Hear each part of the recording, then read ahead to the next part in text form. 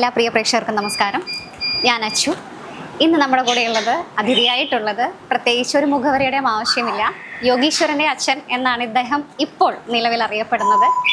ഇദ്ദേഹത്തിൻ്റെ ശരിക്കുള്ള പേര് സുനിൽ കുമാർ എന്നാണ്. അച്ഛാ നമസ്കാരം. നമസ്കാരം അച്ചു. അച്ഛൻ്റെ ഇത് ഫസ്റ്റ് ഇൻ്റർവ്യൂ ആണല്ലോ അച്ഛാ?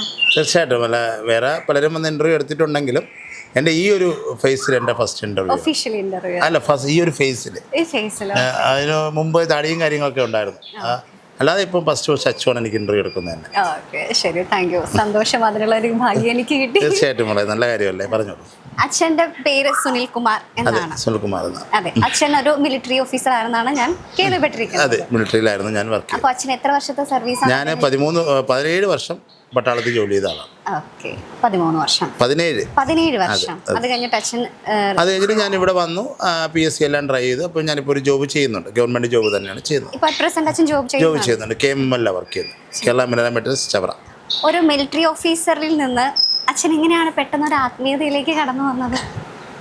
അല്ല, ഇപ്പം പലരും ഡൗട്ട്, അച്ഛൻ അറിയപ്പെടുന്ന യോഗീശ്വരൻ്റെ അച്ഛൻ എന്ന തീർച്ചയായിട്ടും ആണ് മോളെ. പക്ഷേ പലരും വിചാരിച്ചിരിക്കുന്നത് എനിക്ക് പണ്ട് തൊട്ട് ഈ ആത്മീയത ഉണ്ട് എന്നാണ് പലരും ധരിച്ചു വെച്ചിരിക്കുന്നത്. പക്ഷേ ഇല്ല, അതൊരു കാര്യം തെറ്റാണ്. കാരണം ഞാൻ 17 വർഷം പട്ടാളത്തിലിരുന്ന സമയത്ത് എനിക്കൊരു ആത്മീയതയില്ലായിരുന്നു. അമ്പലത്തിൽ പോവും, എനിക്ക് ഇഷ്ടദൈവം ശിവനായിരുന്നു, അദ്ദേഹത്തിന് പ്രാർത്ഥിക്കുമായിരുന്നു. പിന്നെ അദ്ദേഹത്തിലൂടെയായിരുന്നു എൻ്റെ ജീവിതം. പിന്നെ ഭാര്യ മക്കളെല്ലാവരുമായിട്ടൊരു ലൈഫായിരുന്നു.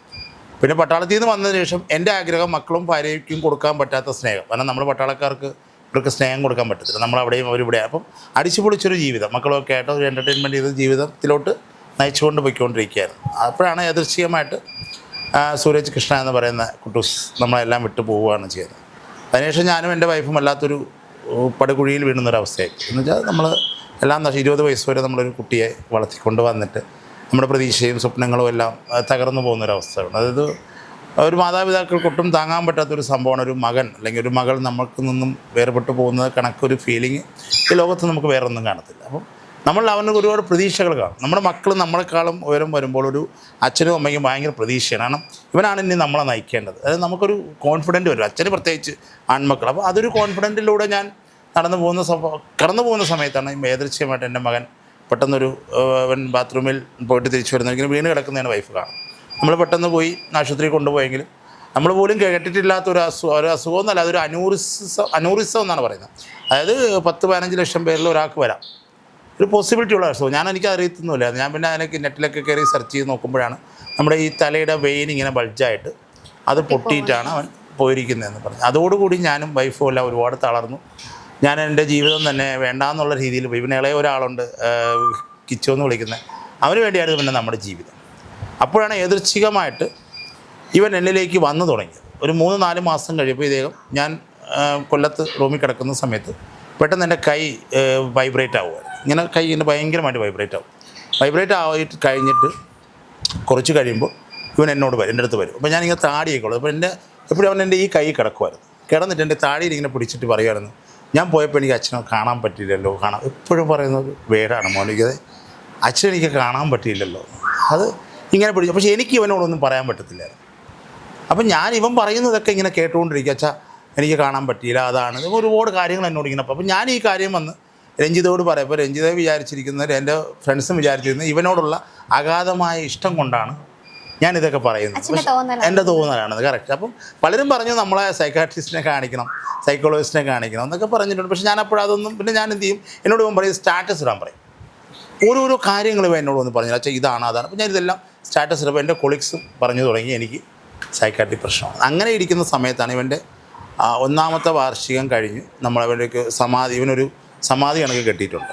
അത് ഇവൻ സമാധിയാണ്. കാരണം നമ്മളിവൻ്റെ ശരീരം അവിടെ കൊണ്ട് കിടത്തുകയാണ് ചെയ്തത്. അപ്പം അവിടെ വെച്ചിട്ടാണ് ഒരു ദിവസം എന്നോട് പറയുന്നത്, അച്ഛൻ എങ്ങനെയാണോ എന്നെ ഇവിടെ കിടത്തിയിട്ട് പോയത്, ഇപ്പോഴും എൻ്റെ ശരീരം അതുപോലെ ഇതിനകത്തുണ്ടെന്ന് പറയുന്നത്.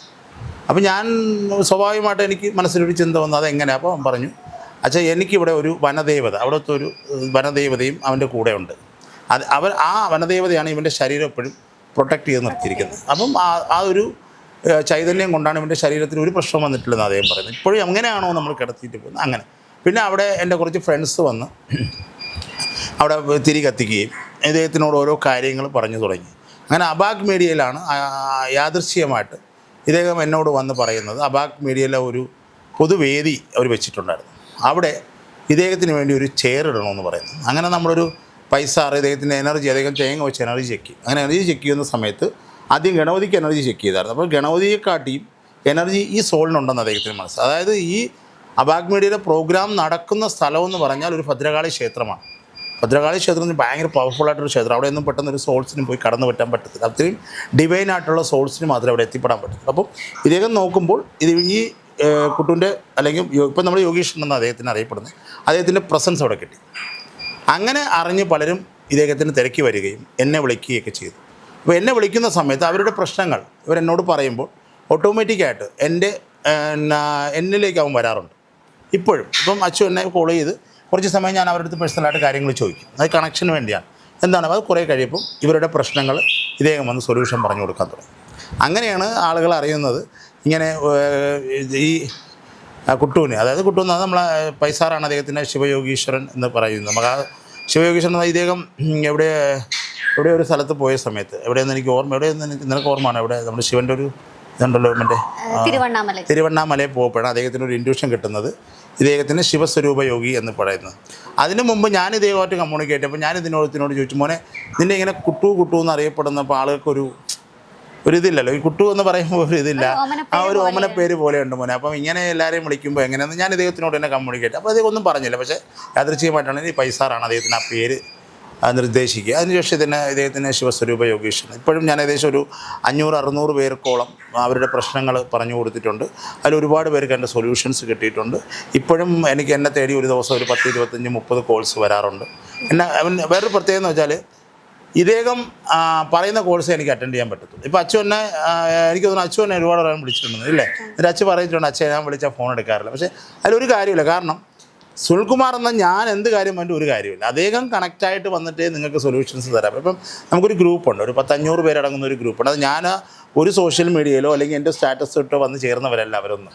അവർ ഈ ഇദ്ദേഹത്തിൻ്റെ ഈ ഒരു പ്രഭാവം അറിഞ്ഞ് വന്ന് ചേർന്നവരാണ്. ഇപ്പോൾ ഇദ്ദേഹത്തിൻ്റെ പേരിൽ ഇദ്ദേഹം തന്നെ പറഞ്ഞിട്ടൊരു നാമാവലിയുണ്ട്. നമ്മൾ ഇദ്ദേഹത്തിന് നാമാവലി വായിക്കാറുണ്ട്. ആ നാമാവലി വായിക്കുമ്പോൾ പലർക്കും റിലീഫ് ഉണ്ടാകുന്നതായിട്ട് എന്നോട് പറഞ്ഞിട്ടുണ്ട്. അങ്ങനെ നമ്മളായിട്ട് ഒന്നും ചെയ്തിട്ടില്ല. ഞാനായിട്ട് ഇദ്ദേഹത്തിൻ്റെ പ്രൊമോഷനുണ്ട് ഒരു വകയും ചെയ്തിട്ടില്ല. ഇദ്ദേഹം തന്നെ കണ്ടെത്തി വന്നാൽ ഇദ്ദേഹത്തിനൊരു പാട്ട് ഇദ്ദേഹത്തിന് നമ്മളൊരു പാട്ട് കമ്പോസ് ചെയ്തു. അപ്പോൾ നമ്മുടെ ഇതിലുള്ള ഗ്രൂപ്പിലുള്ള ഒരാളാണ് ആ പാട്ട് എഴുതുന്നത്. യാദൃച്ഛികമായിട്ടാണ് അപ്പം നമ്മുടെ പ്രശസ്ത സിനിമ പിന്നെ ഇത് മ്യൂസിക് സംഗീത സംവിധാനം നമ്മുടെ അലക്സ് പോൾ സാർ, പുള്ളി യാദൃച്ഛികമായിട്ടാണ് കണക്ട് ആവുന്നത്. അപ്പോൾ പുള്ളിയോട് ഈ കാര്യം പറയുകയും പുള്ളി വളരെ സന്തോഷത്തോടു കൂടി, അതേപോലെ ഞാനൊന്നും ഒരിക്കലും പ്രതീക്ഷിച്ചില്ല അലക്സ് പോൾ സാറൊക്കെ വന്ന് ഇദ്ദേഹത്തിൻ്റെ അപ്പോൾ അദ്ദേഹത്തിൻ്റെ ആ ഒരു മൈൻഡാണ് ഞാൻ ആലോചിക്കുന്നത്. അദ്ദേഹം ആരെ ചൂസ് ചെയ്താലും അത്രയും പെർഫെക്റ്റ് ആയിട്ടുള്ള ആൾ. അതിപ്പം നമ്മളിപ്പം അദ്ദേഹത്തിൻ്റെ പേര് അവിടെ നമ്മളൊരു വീട് കെട്ടുന്നുണ്ട്, ഇദ്ദേഹം കിടക്കുന്നതിൻ്റെ അപ്പുറത്തായിട്ട് ഒരു വീട് കെട്ടുന്നുണ്ട്. അതായത് നമുക്കൊരു പ്രാർത്ഥിക്കാനും എല്ലാം കൂടെ ചെയ്ത് നമുക്ക് മനസ്സമാനമായിട്ടിരുന്ന് ഇവന് വേണ്ടി പ്രാർത്ഥിക്കുക. അവിടെ നമുക്കൊരു വീട് കെട്ടുന്നുണ്ട്, ഫുഡൊക്കെ എല്ലാം. അപ്പോൾ അവിടെ അതുപോലും ഇദ്ദേഹം ചൂസ് ചെയ്ത അതിൻ്റെ എഞ്ചിനീയർ പോലും നമ്മുടെ ശ്രീ രവിശങ്കർ സാറിൻ്റെ ഒരു അത്രയും ഒരു വേണ്ടപ്പെട്ട ഒരാളിനെയാണ് ഇദ്ദേഹം ചൂസ്. അതുപോലെ തന്നെയാണ് അലക്സ് പോൾ സാറും നമ്മുടെ ഈ മ്യൂസിക് ഡയറക്ടറായിട്ട് ഇതിൽ വരുന്നത്. പുള്ളി 1 രൂപ പോലും വാങ്ങിക്കാതെ, അത് ഞാൻ സത്യം പറഞ്ഞാൽ ഞെട്ടി. ഇത്രയും ഒരു പ്രശസ്തനായ ഒരു സാറ് വന്നിട്ട് 1 രൂപ പോലും എന്നോട് മേടിച്ചിട്ടില്ല. പറഞ്ഞപ്പോൾ സാറ് ചിരിക്കുകയാണ് ചെയ്തത്. ഞാൻ സാറേ എന്തെങ്കിലും ദക്ഷിണ, ഒരു ചിരിയിൽ അദ്ദേഹം എല്ലാം ഒതുക്കി എന്നുള്ളതാണ് അർത്ഥം. എന്നിട്ട് അദ്ദേഹം സ്വന്തം പൈസ കൊടുത്ത് എറണാകുളത്തുനിന്ന് ഇദ്ദേഹത്തിൻ്റെ സമാധിയിൽ വന്ന് അദ്ദേഹം ആ മ്യൂസിക് അവിടെ വെച്ച് സമർപ്പിച്ചിട്ടാണ്. അത് എൻ്റെ 5 പൈസ പോലും ഞാൻ മേടിച്ചത്. നമ്മളെ സത്യം തോന്നുന്നു പറയാം സാർ ഇതുവരെ. അതുപോലെ തന്നെയാണ് ഈ നമ്മുടെ ഈ സാബു സാർ, അതായത് സാബു സാർ എന്ന് പറഞ്ഞാൽ നമ്മുടെ എഞ്ചിനീയറും. പുള്ളി എന്നോട് പറഞ്ഞു തന്നെ സാർ ഈ പൈസയെ പറ്റി എൻ്റെ അടുത്ത് ദയവ് ചെയ്ത് സംസാരിക്കരുത്, സാർ എന്ത് പറയുന്നു ഞാനത് ചെയ്തു തരും. അപ്പം ഇങ്ങനെയുള്ള ആൾക്കാരെയാണ് അദ്ദേഹം സെലക്ട് ചെയ്യുന്നത്. അപ്പം അവരിൽ തന്നെ നമുക്ക് മനസ്സിലാക്കാം. അതിനെക്കാട്ടിയും ഉപരി എന്ന് പറഞ്ഞാൽ ഇദ്ദേഹം കൂടുതലും ഫോക്കസ് ചെയ്യുന്നത് ഈ അസുഖങ്ങൾ ബാധിച്ച് കിടക്കുന്ന ആൾക്കാരെയാണ്. പിന്നെ ഇദ്ദേഹം എന്നോട് പറഞ്ഞൊരു കാര്യമുണ്ട്, ഇദ്ദേഹം ഈ ആത്മാക്കളുണ്ടല്ലോ, അതായത് നമ്മളെ വിട്ടുപോകുന്ന ഭൂമിയിൽ നമ്മളെ കൂടി ജീവിച്ചിട്ട് നമ്മളെ വിട്ടുപോകുന്ന സോൾസ് ഉണ്ട്. ആ സോൾസിന് എന്തെങ്കിലും ഒക്കെ പറയാനുണ്ടെങ്കിലോ അല്ലെങ്കിൽ എന്തെങ്കിലും കമ്മ്യൂണിക്കേറ്റ് ചെയ്യാനുണ്ടെങ്കിൽ അത് ഇദ്ദേഹത്തിന് പെട്ടെന്ന് പറ്റും. പ്രത്യേകിച്ച് സ്ട്രക്കായി നിൽക്കുന്ന സോൾസ് ഉണ്ട്. സ്ട്രക്കായി നിൽക്കുമ്പോൾ പല പ്രേക്ഷകർക്കും ഡൗട്ട് വരും എന്താണ് സ്ട്രക്കിങ് എന്ന്. അതായത് ഈ സോളിൻ്റെ ഒരു പ്രത്യേകത എന്ന് വെച്ചാൽ അവർ ഈ ഭൂമി വിട്ട് പോകുന്ന സമയത്ത് അവർക്ക് എന്തെങ്കിലും ഒരു ആഗ്രഹം പൂർത്തീകരിക്കാൻ പറ്റില്ലെങ്കിൽ അവർ പോകത്തില്ല.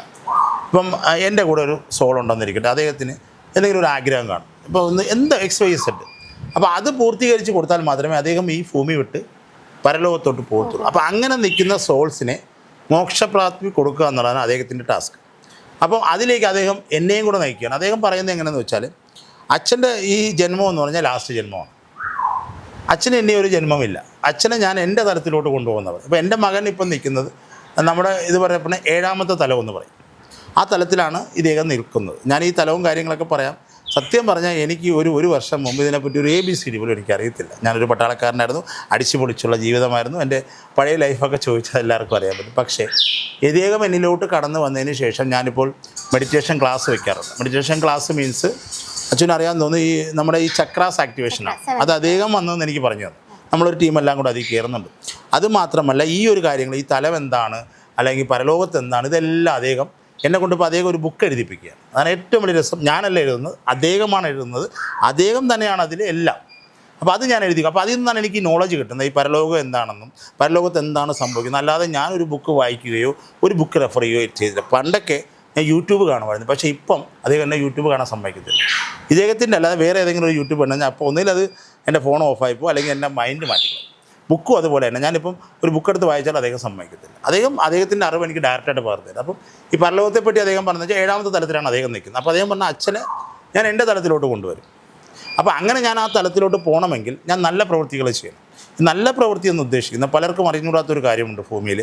നമ്മൾ വിചാരിക്കുന്ന ഒരു അമ്പലത്തിൽ പോയി ഒരു വഴിപാട് നേർന്നു, അല്ലെങ്കിൽ ഒരു അന്നദാനത്തിൽ പോയി ഒരു 1000 രൂപ കൊടുത്തു. അല്ല, വിഷമിക്കുന്ന സോൾസ്, അതായത് നമ്മുടെ മനസ്സ് അല്ലെങ്കിൽ ആത്മാവ്, എന്ത് വേണോ പറയാം, എനർജി എന്ത് വേണോ നിങ്ങൾക്ക് പറയാം, ആ എനർജീസിന് നമ്മൾ സന്തോഷം കൊടുക്കുന്നതാണ് ഈ ഏറ്റവും വലിയ കാര്യം എന്നാണ് പറയുന്നത്. ഭൂമിയിലല്ല, പരലോകത്തെ ഏറ്റവും വലിയ കാര്യം അതാണ്. അതായത് വിഷമിച്ച് നിൽക്കുന്ന ഒരു മനസ്സിന് നമ്മൾ സന്തോഷം കൊടുക്കുന്നതിന് പരം വേറെ ഒരു പുണ്യമില്ലെന്ന് അദ്ദേഹം പറയുന്നത്. അപ്പം എൻ്റെ ഉദ്ദേശം ഇപ്പോൾ ഒരാൾ വിഷമിച്ചായിരിക്കുമല്ലോ എന്നെ വിളിക്കുന്നത്.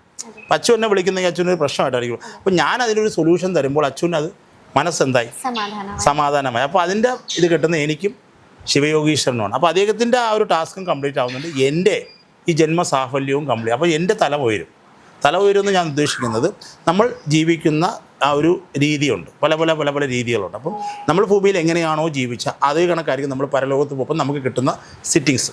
ഇപ്പം അച്ചു ഒരു അഴുക്ക ജീവിതം മീൻസ് പിന്നെ മോശപ്പെട്ട ജീവിതം, അടി ഇടി ഒക്കെ ആയിട്ട് ജീവിച്ചു കഴിഞ്ഞാൽ പരലോകത്തും അച്ഛനും അതായിരിക്കും കാത്തിരിക്കുന്നത്. ഇത്രയേ ഉള്ളൂ എൻ്റെ സിമ്പിൾ. അതേസമയം അച്ചു ഇവിടെ ഒരു സാത്വികയായി ജീവിച്ചു, ദൈവങ്ങളെല്ലാം പേടിച്ച് നല്ലൊരു രീതിയിലാണ്. അവിടെ ചെല്ലപ്പോൾ അച്ഛനും അത് അവൻ പറയുന്നൊരു വേർഡ് അതാണ്. നമ്മൾ എന്താണോ ഭൂമിയിൽ ജീവിക്കുന്നത് അതിൻ്റെ ഡിറ്റു ആയിരിക്കും നമുക്ക് പരലോകത്ത് കിട്ടുന്നത്. അത് ജീവിക്കുന്നതിന് കാര്യം പറയാം. അച്ഛൻ്റെ ജീവിതം ഒരിക്കലും അച്ഛന് തിരഞ്ഞെടുക്കാൻ പറ്റത്തില്ല. ഏറ്റവും വലിയ രസം അതാണ്. അതായത് നമ്മൾ അവിടെ നിന്ന് വരുമ്പോൾ നമുക്ക് പറഞ്ഞാണ് വിടുന്നത്, നീ ഇതാണ് അവിടെ ചെന്ന് ചെയ്യേണ്ടത്, സുനിൽകുമാർ എന്ന ഞാൻ ഇതാണ് ചെയ്യുന്നത്. അപ്പോൾ വേറൊരു ഇതിലേറ്റവും വലിയ രസം എന്ന് പറഞ്ഞാൽ ഈ ജീവിതം ജീവിച്ച് കംപ്ലീറ്റ് ആക്കിയാൽ മാത്രമേ നമുക്ക് മോക്ഷപ്രാപ്തി കിട്ടൂ. നമ്മുടെ ജീവിതം ഇപ്പം പറയുന്ന എല്ലാ ജീവിതത്തിലും കുറച്ച് ബാക്കി പത്രങ്ങൾ കാണും, തുടരുമെന്ന് പറയുന്ന പോലെ. അതിനാൽ മാത്രമേ അടുത്ത ജന്മത്തിലോട്ട് പോകാൻ പറ്റൂ. അപ്പോൾ എന്നെ പൂർണ്ണമായിട്ട് ജീവിപ്പിച്ച് എൻ്റെ എത്രയോ കാലം മുമ്പുള്ള നമുക്ക് ഒരുപാട് ജന്മങ്ങളുണ്ട്. അത് മനുഷ്യർക്ക് അറിഞ്ഞൂടാത്ത. മനുഷ്യൻ വിചാരിക്കുന്ന ഈ ജന്മം കഴിഞ്ഞാൽ അടുത്ത ജന്മം പട്ടി പൂച്ചയായിട്ടൊക്കെ ജനിക്കുന്ന തെറ്റാണ്. ഞാനും വിചാരിച്ചത് അങ്ങനെയാണ്. ഇതൊക്കെ വെറും തെറ്റാണ്. നമ്മൾക്ക് ഒരു മനുഷ്യന് ചിലപ്പം 10,000 20,000 ജന്മം വരെ എടുക്കേണ്ടി വരും. അപ്പോൾ ഈ ജന്മങ്ങളിലെല്ലാം ബാക്കി പത്രം ക്ലിയർ ചെയ്താൽ മാത്രമേ അച്ഛന് പരബ്രഹ്മത്തിലോട്ട് ലയിക്കാൻ പറ്റൂ. അപ്പോൾ അതിന് വേണ്ടിയാണ് എന്നെ ഈ ഒരു നിയോഗം ഏൽപ്പിച്ചിരിക്കുന്നത്. പിന്നെ ഞാൻ ഇതുവരയ്ക്കും എൻ്റെ മകൻ എന്നോട് പറഞ്ഞിട്ടുണ്ട്, ഈ ഒരു പേരും പറഞ്ഞ് അച്ഛൻ ആരെയൊന്നും 5 പൈസ മേടിക്കാൻ പാടില്ല. എൻ്റെ അടുത്ത് പലരും വിളിച്ചിട്ട് പറയും, സാറേ ഞാൻ ദക്ഷിണ എടുത്ത്, അല്ലെങ്കിൽ ഞാൻ പറയും വേണ്ട എന്ന് പറയും. ഞാൻ ഈ ഒരു പേര് ഞാൻ ആരെയൊന്നും. പിന്നെ യോഗീശ്വരന് പൈസ കൊടുക്കുന്നവരുണ്ട്, അദ്ദേഹത്തിന് ഓരോരോ കാര്യങ്ങൾ കൊടുക്കുന്നുണ്ട്. ഇപ്പം നമ്മളവിടെ ഒരു ഞാൻ പറഞ്ഞല്ലോ ഒരു വീട് കണക്ക് ഒരു പ്രാർത്ഥനാലയം വീടെന്നല്ല, അതിന് വേണ്ടി സംഭാവന ചെയ്യുന്നവരുമുണ്ട്. അതൊന്നും എനിക്ക് ഒരിക്കലും തടയാൻ പറ്റത്തില്ല. അത് അദ്ദേഹത്തിന് അവർ കൊടുക്കുന്നതാണ്. പക്ഷേ ഞാനായിട്ട് 1 രൂപ പോലും ഇതുവരെ ആരിൽ നിന്നും ഞാൻ ഒരാൾക്കൊരു സൊല്യൂഷൻ പറഞ്ഞു കൊടുത്ത് എനിക്കൊരു 500 രൂപ 1000 രൂപ ഞാൻ വാങ്ങിച്ചിട്ടില്ല, ഞാൻ വാങ്ങിക്കത്തുമില്ല. അദ്ദേഹത്തിനോട് ഞാൻ കൊടുത്ത വാക്കാണ്.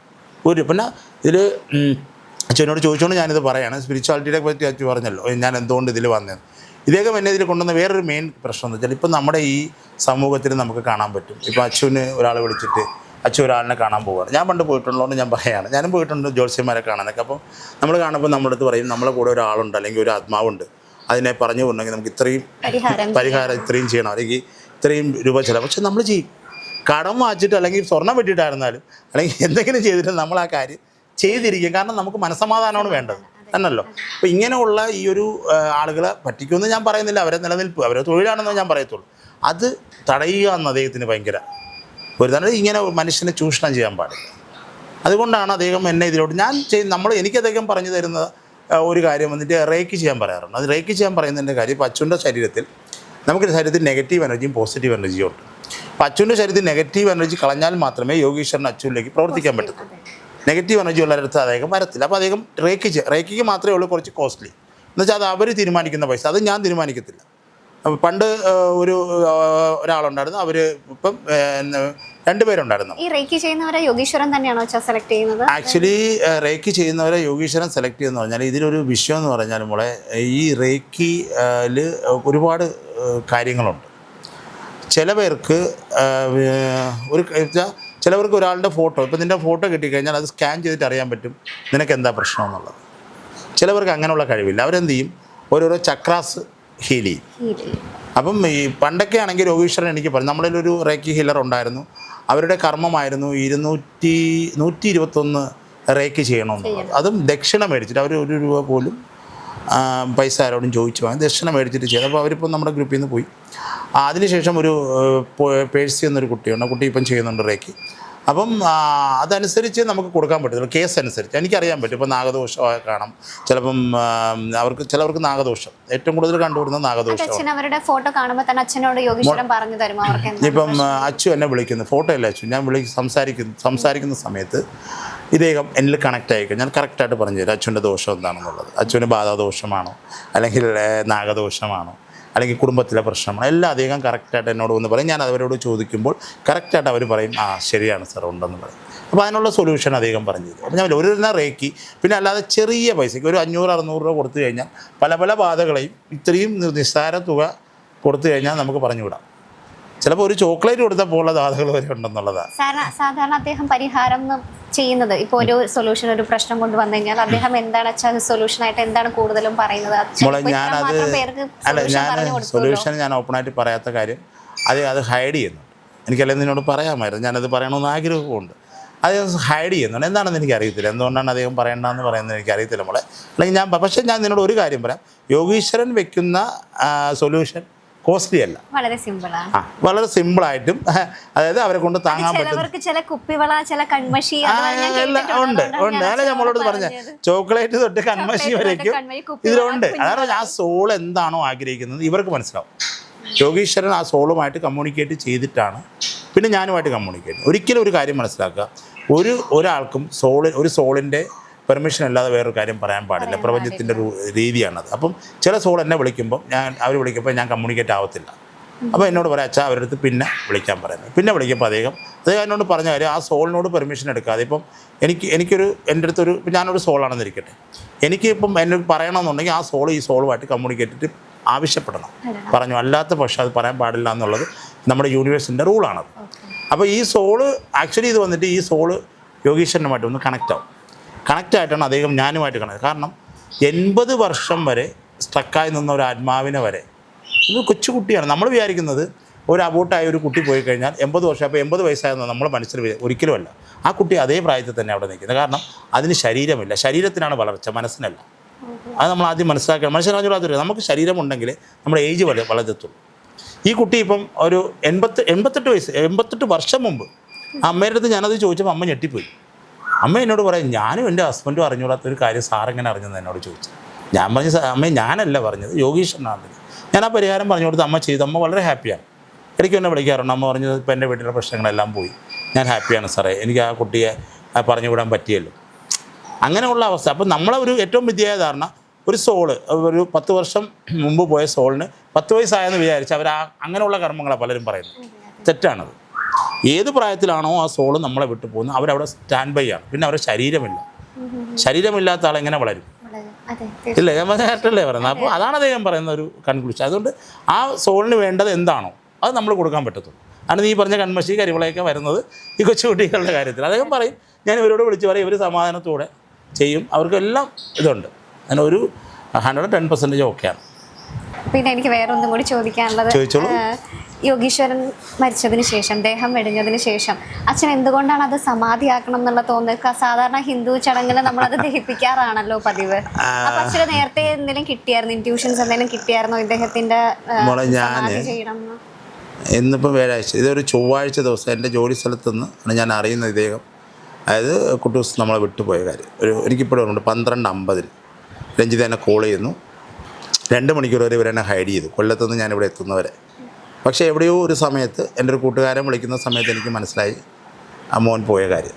അപ്പോൾ ഞാൻ ട്രെയിനിൽ ബസ്സിൽ നിങ്ങൾ കരയുക, പൊട്ടിക്കരയുക. അപ്പോൾ കണ്ടക്ടർ എന്നെ ഇങ്ങനെ എനിക്ക് ആ സീനൊക്കെ ഓർക്കുന്ന സമയത്ത് ഇപ്പോഴും കണ്ണ് നിറയും. കാരണം എനിക്കിപ്പോഴും ഓർമ്മയുണ്ട്, ഞാൻ ഈ കണ്ടക്ടറിന് ടിക്കറ്റ് എടുത്തതിന് ശേഷം അത് എൻ്റെ മുഖത്ത് പോകുമ്പോൾ എൻ്റെ കണ്ണിൽ കൂടി ഇങ്ങനെ നിറഞ്ഞൊഴുകുകയാണ്. അപ്പം എൻ്റെ മോൻ പോയെന്ന് എനിക്കൊരിക്കലും അക്സെപ്റ്റ് ചെയ്യാൻ പറ്റുന്നില്ല. അപ്പം ഞാൻ ശിവദേവൻ ഇങ്ങനെ നേർച്ചയിടുകയാണ്, ദൈവമേ ഞാൻ നിനക്ക് ധാര കഴിപ്പിച്ചേക്കാം, അല്ലെങ്കിൽ ഞാൻ അവനെയും കൊണ്ട് അവിടെ വന്നേക്കാം എന്നൊക്കെ ഞാനിങ്ങനെ എൻ്റെ പിതാവെന്നുള്ള രീതിയിൽ എൻ്റെ ആ ഒരു ടെൻഷൻ ഞാനിങ്ങനെ എനിക്ക് ആ ഒരു സീനൊന്നും എൻ്റെ ജീവിതത്തിൽ ഞാൻ ഒരിക്കലും മറക്കത്തില്ല. ഞാൻ ഇവിടെ വരുന്ന സമയത്ത് മെഡിക്കൽ കോളേജിൽ എൻ്റെ സുഹൃത്തുക്കൾ എന്നെ കാണുമ്പോൾ ഞാൻ ഒഴിഞ്ഞൊഴിഞ്ഞ് മാറുകയാണ്. കാരണം അവർക്ക് എന്നെ ഫേസ് ചെയ്യാം. അപ്പോൾ എനിക്ക് മനസ്സിലായി, ഞാൻ ചിലപ്പോൾ ഒരു സ്ട്രെച്ചറിൽ ഇങ്ങനെ കിടക്കുകയാണ്.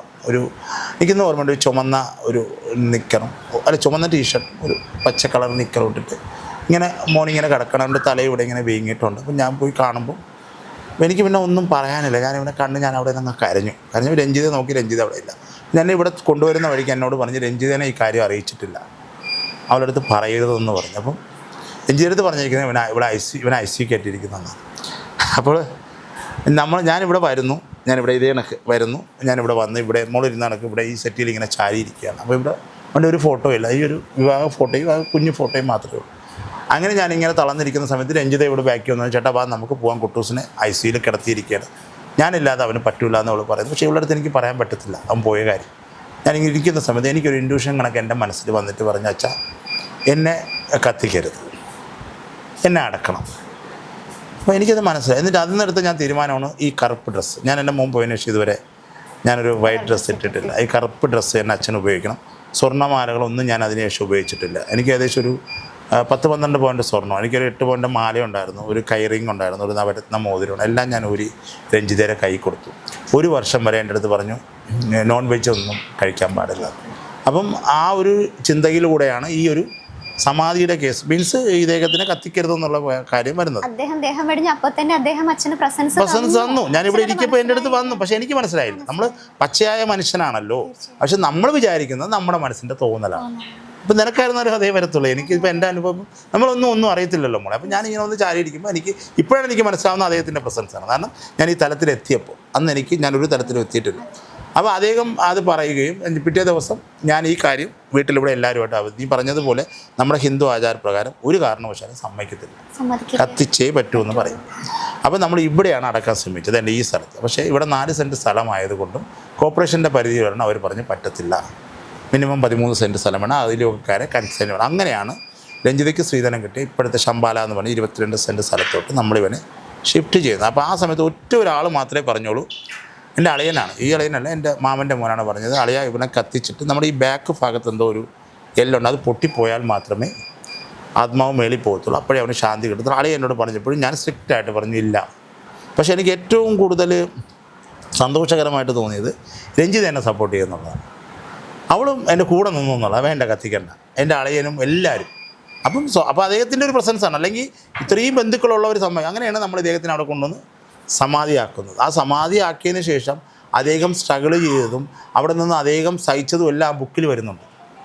അത് അദ്ദേഹം എനിക്ക് കറക്റ്റായിട്ട് പറയുന്നുണ്ട് അദ്ദേഹം അവിടെ എന്താണ് ചെയ്തത്, അല്ലെങ്കിൽ അദ്ദേഹത്തിന് ഒരു ആത്മാവ് ഈ ശരീരം വിട്ടു പോയതിന് ശേഷം അദ്ദേഹം സ്ട്രഗിൾ ചെയ്യുന്നത് ആ കറക്റ്റായിട്ട് ആ ബുക്കിൽ എഴുതിയിട്ടുണ്ടെന്നുള്ളത്. അങ്ങനെയാണ് ഇദ്ദേഹത്തിൻ്റെ ഒരു സമാധി അവിടെ വരാനുള്ള ഒരു സാഹചര്യമുണ്ട്. അദ്ദേഹം ഈ യോഗീശ്വര തലത്തിൽ എത്ര വർഷം മുമ്പ് ജീവിച്ചിരുന്ന ഒരു ഡിവൈൻ സോളായിരിക്കും അച്ഛനോട് അദ്ദേഹം പറഞ്ഞിട്ടുണ്ടോ? അദ്ദേഹത്തിന് എത്ര ജന്മം എടുത്തതാണ് അദ്ദേഹത്തിന് ഈ ഒരു സ്റ്റേജിലേക്ക് എത്താൻ ഈ ഒരു ഡിവൈൻ സോളാർ? സത്യത്തിൽ നീ ഇന്നത് ചോദിക്കുമ്പോഴാണ് എനിക്ക് അവനോട് ഇത് ചോദിക്കണം എന്നുള്ളൊരു കാര്യം ഓർമ്മ വന്നത്. ഞാനിതുവരെ ഇങ്ങനൊരു കാര്യം അവനോട് ചോദിച്ചിട്ടേ ഉള്ള സത്യം നിന്നോട് തോന്നുന്നു പറയാം. നീ ഇപ്പോൾ പറഞ്ഞപ്പോൾ ഇനി അവനോട് ചോദിക്കണം, മെഡിറ്റേഷൻ ഇരിക്കുമ്പോൾ ചോദിക്കണം. അല്ല, നമുക്ക് ജന്മമുണ്ട് മോളെ. ചിലവർക്ക് 10,000, ചിലവർക്ക് 1000, ചിലവർക്ക് 5000. അത് പ്രപഞ്ചം ആദ്യമേ ഉള്ള ഒരു കാൽക്കുലേഷനാണത്.